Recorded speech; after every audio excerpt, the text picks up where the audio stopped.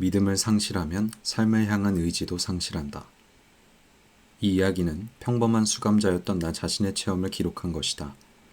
자랑할 일은 못되지만 나는 수용소에서 마지막 몇 주를 제외하고는 정신의학자 노릇은 물론이고 심지어는 의사 노릇도 하지 않겠다는 사실을 밝힌다. 내 동료 중에는 난방이 형편없기는 했지만 그래도 응급구호실에서 휴지 조각으로 붕대 만드는 일을 하는 행운을 누린 사람도 있었다. 하지만 나는 119, 104번이었다. 나는 대부분의 시간을 철로에서 땅을 파고 선로로 부설하는 일로 보냈다. 한 번은 도로 밑에 수도관을 묻으려고 다른 사람 도움 없이 혼자서 굴을 파기도 했다.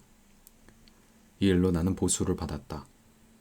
1944년 성탄절 직전에 소위 말하는 상여 배급표를 받은 것이다. 이 표는 우리가 사실상 노예로 팔려간 건설회사에서 주는 것이었다.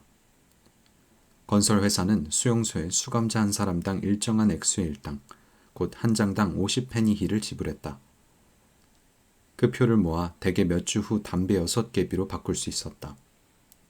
물론 가끔은 유효기간이 지나 표를 못 쓰게 되는 경우도 있었다. 여하튼 그때 나는 신나게도 무려 담배 12개비를 바꿀 수 있는 표를 모았다. 무엇보다 중요한 것은 이 담배를 수프 12그릇과 바꿀 수 있다는 것이었고 수프 12그릇이면 한동안 굶주림의 고통에서 벗어날 수 있다는 사실이었다. 실제로 담배를 필 수 있는 특권은 카포에게만 주어졌는데 그들은 일주일에 한 번씩 일정한 양의 담배를 배급받았다. 때로는 창고나 작업장 감독으로 일한 사람들이 위험한 일을 한 대가로 담배 몇 개비를 받는 경우도 있었다. 그 밖의 사람들은 담배를 피울 수 없었다. 단 하나 예외가 있다면 그것은 더 이상 살아갈 의욕을 잃었거나 아니면 남은 생의 마지막 순간을 그저 즐기려는 사람들이 담배를 피우는 경우였다. 따라서 어느 날 동료가 담배 피우는 것을 보면 우리는 그가 자신을 지탱해 나갈 힘을 잃어버린 것으로 생각했다. 일단 그 믿음을 잃고 나면 살고자 하는 의지가 다시 생기기는 힘들었다. 도살장 아우슈비츠에 수용되다.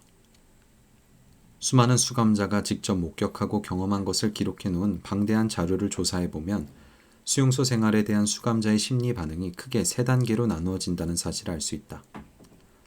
첫 번째 단계는 수용소에 들어온 직후이며 두 번째 단계는 틀에 박힌 수용소 일과에 적응했을 무렵, 세 번째 단계는 석방돼 자유를 얻은 후이다. 첫 번째 단계의 특징적인 징후는 충격이다. 어떤 경우에는 수용소로 들어가기도 전에 경험하기도 한다. 이에 대한 구체적인 예로 내가 수용소에 들어갔을 때의 상황을 얘기해 보겠다. 1,500명의 사람들이 기차를 타고 며칠 밤낮을 계속해서 달렸다. 열차 한 칸에 80명이 타고 있었다. 사람들은 마지막 남은 소지품을 담은 짐꾸러기 위에 누워 있었다. 열차 안이 너무나 꽉 차서 창문 위쪽으로 겨우 잿빛 새벽의 기운이 들어올 수 있을 정도였다. 우리 모두 이 기차가 군수 공장으로 가는 것이기를 바랬다. 그곳에서는 강제 노역이 남아 여하튼 일을 할 수 있었기 때문이다. 우리는 기차가 아직 슐레지엔에 있는지 아니면 벌써 폴란드로 들어왔는지 모르고 있었다. 겁먹은 듯한 기적 소리가 기분 나쁘게 울렸다. 마치 파멸에 빠질 운명에 처한 이 불행한 짐꾸러미들을 불쌍히 여겨 도움을 청하는 울부짖음을 하늘로 올려보내는 것 같았다. 잠시 후 기차가 덜컹거리며 옆 선로로 들어갔다. 종착역이 가까워진 것이 분명했다. 바로 그때 불안에 떨고 있던 사람들 틈에서 울부짖는 소리가 들려왔다. 아우슈비츠야, 저기 팻말이 있어. 그 순간 모든 사람들의 심장이 멈췄다. 아우슈비츠, 가스실, 화장터, 대학살, 그 모든 공포를 불러일으키는 이름, 아우슈비츠. 기차는 망설이는 것처럼 천천히 움직였다. 불쌍한 우리들을 어떻게 해서든지 아우슈비츠라는 끔찍한 현실로부터 구해내고 싶다는 듯이.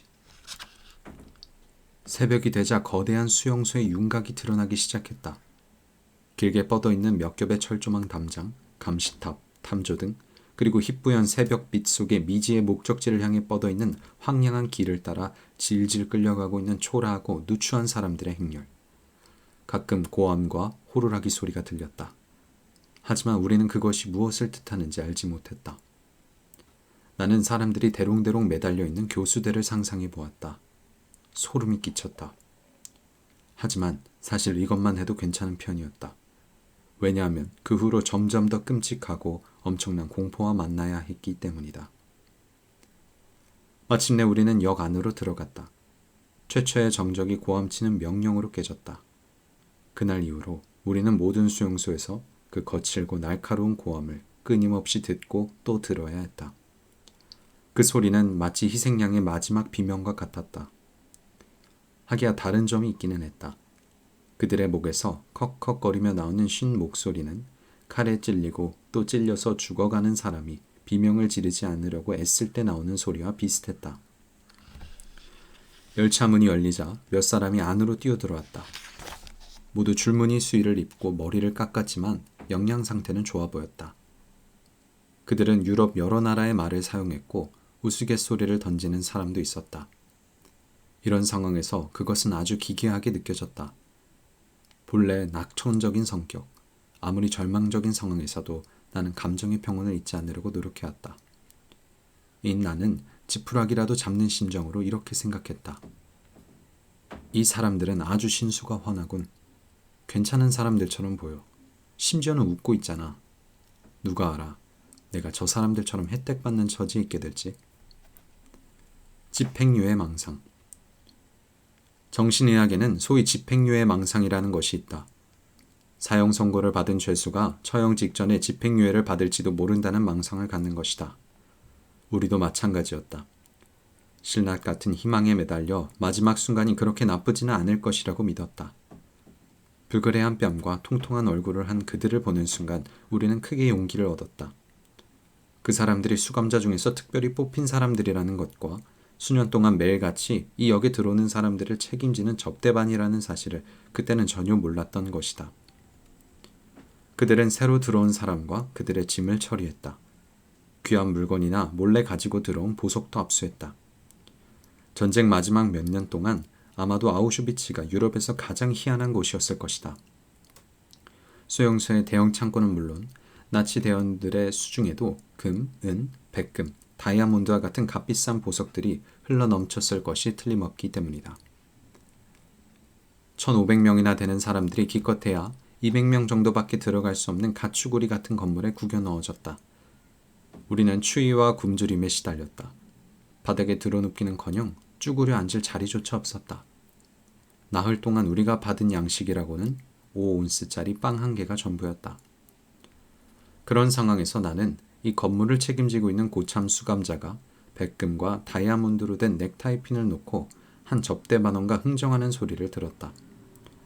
그들은 이렇게 해서 번 돈의 대부분을 슈넵스라는 술을 사는 데 썼다. 즐거운 저녁 한 때를 위해 필요한 슈넵스를 사는데 몇천 마르크의 돈이 필요했는지 지금은 기억할 수 없다. 하지만 나는 장기수들에게 슈넵스가 필요한다는 것을 이해할 수 있었다. 그런 상황에서 그들이 술로 자기 자신을 마취시키고 싶어하는 것을 누가 비난하겠는가? 그런데 수용소 안에 있는 사람 중에는 나치 대원으로부터 거의 무제한으로 술을 공급받는 사람도 있었다. 가스실이나 화장터에 배치된 사람이었다. 그들은 언젠가 자기들이 다른 사람으로 대치될 것이라는 사실을 잘 알고 있었다. 강요된 사형 집행인의 역할이 다른 사람에게 넘겨지고 대신 자기가 그 희생자가 될 거라는 사실을 알고 있었던 것이다. 하지만 나와 함께 수용소에 들어온 사람들은 거의 모두 언젠가는 자기에게 집행유예가 내려질 것이며 만사가 잘 풀릴 것이라는 환상을 갖고 있었다. 우리는 곧 눈앞에 펼쳐질 장면 뒤에 어떤 의미가 숨어 있는지 몰랐다.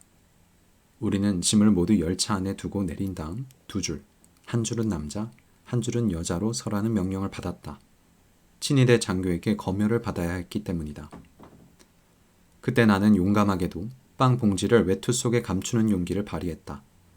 내 줄에 있는 사람들이 한 명씩 장교 앞을 지나갔다. 만약 그 장교가 내 빵 봉지를 발견하는 날에는 엄청난 위험에 처하게 될 것이다.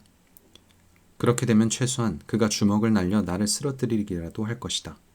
경험을 통해서 나는 그것을 잘 알고 있었다.